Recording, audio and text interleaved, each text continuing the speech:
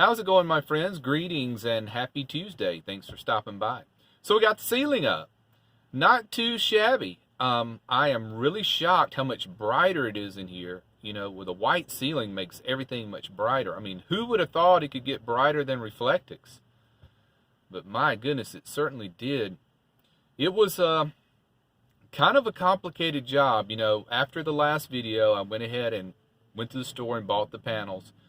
I had done calculations on trying to determine which was the way where I could buy the least amount of materials. I thought, do I turn the panel this way? Do I turn it this way? What do I do? So I ended up going with an overlap system where 6 magnets hold up 12 panels. The only panels I had to cut were the ones down the middle. I started on this edge, and then I went to this edge, left a gap in the middle, and then I ended up needing a panel about half the width of the normal panel. So I just split them down the middle and went down the seam right down the middle there. Kind of losing track on the camera here. So it's actually elevated up higher than the rest of it, and that's good because I wanted the most headroom I could get right down the center alleyway of the van here in the fuselage. So it's just 6 magnets holding up all those panels. Around the edges I have some, but I really don't need them because it's kind of tucked over in the lip of the wall and where the roof and the wall meets. But man, I mean, I'm really surprised how good it looks, but I'm just waiting on these panels to warp. I know they're going to warp. I think it's just a matter of time they're going to warp, and I'm going to end up going back to the Reflectix. But, I mean, I'm going to enjoy this while it lasts, but the panels are low quality, and if they're not laying flat on a board, you know, that's a suspended ceiling is what it is. You know, it's even with the support ribs. So it's not actually touching the metal roof, it's just touching the ribs.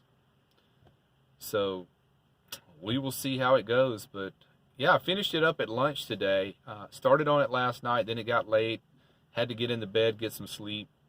Then on my lunch break at work today, came out, went out in the parking lot, jumped up in the van, and started figuring how I was going to lay the panels out, you know, and ended up not having to cut so many panels after all. I think these panels are 20 by 30.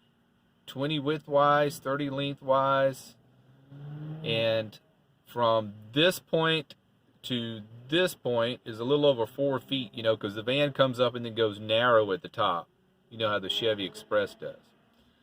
So it's much narrower up there than down here on the floor. So 12 panels, and I still had about half a panel left over, I think. So the only thing I'm worried about is the longevity of the panels. I don't know how they're going to hold up. I guess we will find out. You know, you got to try it to find out. Oh, and Buddy comes out and checks it out. I think he loves it.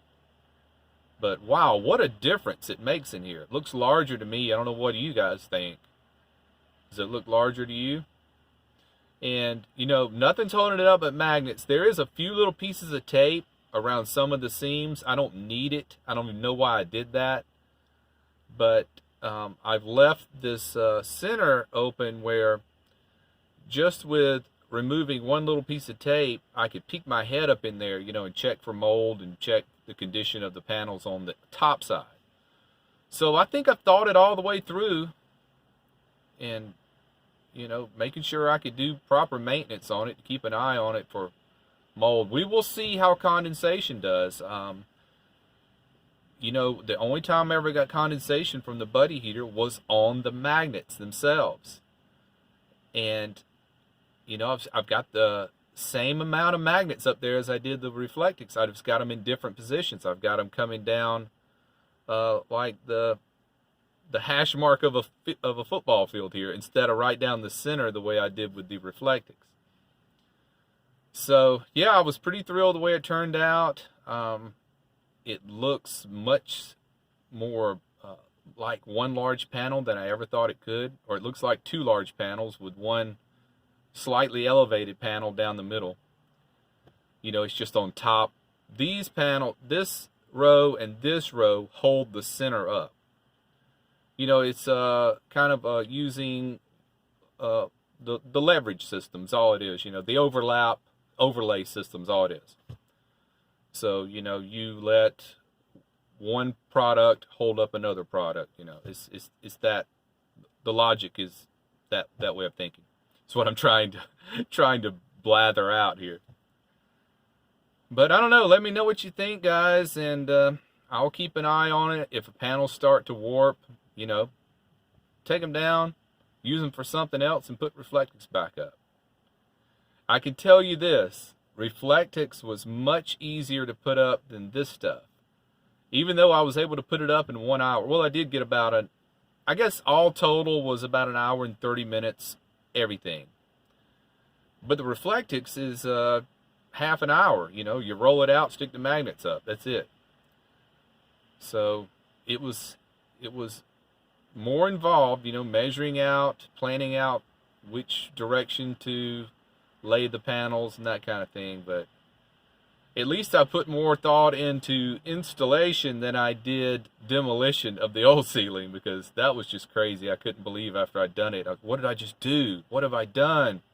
I just ripped my ceiling down, and I have no plan to put one up right now. So that was a quick turnaround, and I think it'll turn out good, at least for the short term.